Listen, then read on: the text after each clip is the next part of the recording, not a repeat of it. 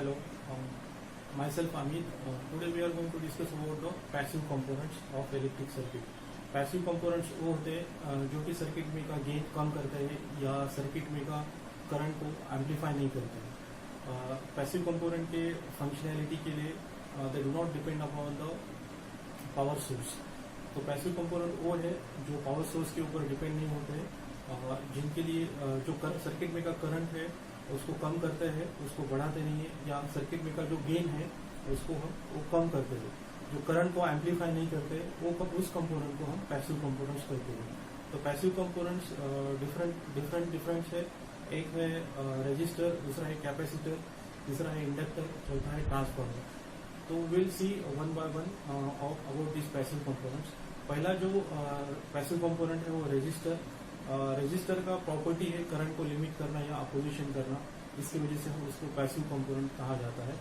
Register current को restrict करता है या अपोज करता है या लिमिट करता है.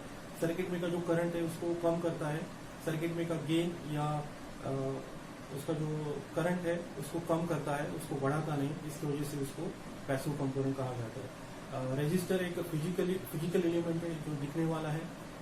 डिफरेंट टाइप्स ऑफ रजिस्टर्स है, जैसे कि मेटल फिल्म रजिस्टर है, कार्बन कंपोजिशन रजिस्टर है, कार्बन वाउंड रजिस्टर है. तो depending upon their construction these resistors are classified into different types. So resistor is a different thing and resistance is a different thing. Register की property होती जो कि circuit में का जो करंट है उसको अपोजिशन करने की प्रॉपर्टी है. रेजिस्टेंस का यूनिट होता है ओहम, बड़ा यूनिट है किलो ओहम और मेगा ओहम. उसके बाद हम देखेंगे सेकंड कंपोनेंट वो है कैपेसिटर. कैपेसिटर में दो प्लेट्स होते हैं और ये दो प्लेट के अंदर एक डाइलेक्ट्रिक मटेरियल होता है. This capacitor stores the electrical charges. Capacitor voltage या करंट को कम नहीं करते हैं या बढ़ाते नहीं है, खाली वो जो इलेक्ट्रिक चार्जेस है उसको स्टोर करके रखते हैं. That's why these are the passive components. Capacitance का यूनिट होता है farad. Farad is a very large unit. That's why in the practice smaller units are available like micro farad, pico farad and nano farad. Capacitors are again of different types depending upon the construction, depending upon whether they are having the fixed value or variable value. जैसा कि resistor भी दो प्रकार के होते हैं depending upon there fix resistance और variable resistance. वैसे ही कैपेसिटर्स दो प्रकार के होते हैं, बेसिकली फिक्स कैपेसिटर्स और वेरिएबल कैपेसिटर. अगर सर्किट में का कैपेसिटेंस सेम है उस कैपेसिटर को हम बोलते हैं फिक्स कैपेसिटर. अगर सर्किट में का कैपेसिटेंस वेरी हो रहा है ये कर रहे तो उसको हम बोलते हैं variable capacitors. Then again these capacitors are classified depending upon the construction material used. These fixed capacitors are of different types like electrolytic capacitors and non-electrolytic capacitor. Electrolytic capacitor वो होते हैं कि जो polarized होते हैं और non-electrolytic capacitor means जो non-polarized capacitor होते हैं. Polarized capacitors are again classified into the electrolytic capacitors. ठीक है. Then neobium capacitors.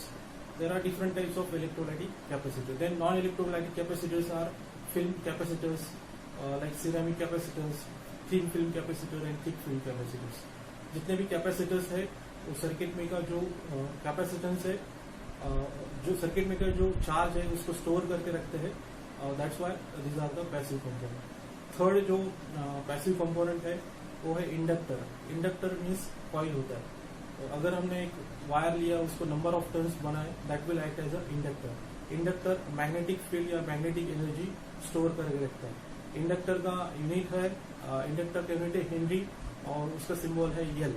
कैपेसिटेंस का सिंबल है सी और रेजिस्टेंस का सिंबल है आर. इंडक्टर्स हम हेनरी में मेजर करते हैं. एक हेनरी बहुत बड़ा यूनिट होता है और सर्किट में जो इंडक्टेंस होता है वो मिली हेनरीज में होता है. इंडक्टर्स मैग्नेटिक एनर्जी को इलेक्ट्रिकल एनर्जी को मैग्नेटिक फॉर्म में स्टोर करके रखते हैं. Inductors are nothing but in the form of a coil. There are number of turns which are wound in a coil. जितने नंबर ऑफ टर्न्स उतने circuit में या वायर के होंगे उतना उसका इंडक्टेंस का वैल्यू होगा. चौथा जो हमारा पैसिव कंपोनेंट है वो ट्रांसफार्मर है. Transformer is just like a inductor. जैसे इंडक्टर में नंबर ऑफ टर्न्स होते हैं वैसे ही ट्रांसफार्मर में नंबर ऑफ टर्न्स होते हैं. बेसिकली ट्रांसफार्मर में दो वाइंडिंग्स आती है, एक आता है प्राइमरी वाइंडिंग और दूसरा होता है secondary winding. We can say that transformer is equal to inductor. जैसे कि प्राइमरी वाइंडिंग में कुछ नंबर ऑफ टर्न्स होते हैं और सेकेंडरी वाइंडिंग में कुछ नंबर ऑफ टर्न्स होते हैं. Transformer also transform the it stores the electrical energy in the form of magnetic field. Transformers different types के होते हैं depending upon their construction materials. अगर उसका जो कोर है, कोर का कंस्ट्रक्शन कैसा है, अगर कोर आयरन का है या फेराइट मटेरियल का है, depending on the core construction we are classifying the transformer into different types like iron core transformer, then ferrite core transformer, like that. So transformer are nothing but AC to AC converter. Transformer high voltage को low voltage में convert करते हैं या लो voltage को high voltage में convert करते हैं. अगर ट्रांसफार्मर हाई वोल्टेज को लो वोल्टेज में कन्वर्ट कर रहे हैं तो उसको हम बोलते हैं स्टेप डाउन ट्रांसफार्मर. अगर ट्रांसफार्मर लो वोल्टेज को हाई वोल्टेज में कन्वर्ट कर रहे हैं तो हम उसको बोलते हैं step up transformer. Now transformers are use for converting high voltage to low voltage और low voltage to high voltage. In all type of power supplies this type of passive components are use. जहां यहाँ पे power supply है या हमारा mixer है या are water purifier है या माइक्रोवेव है, वहाँ की जो पावर सप्लाई है उसमें सब पैसिव कंपोनेंट्स यूज करते हैं, जैसे कि रेजिस्टर है या कैपेसिटर या इंडक्टर है या transformer. Okay, now will start.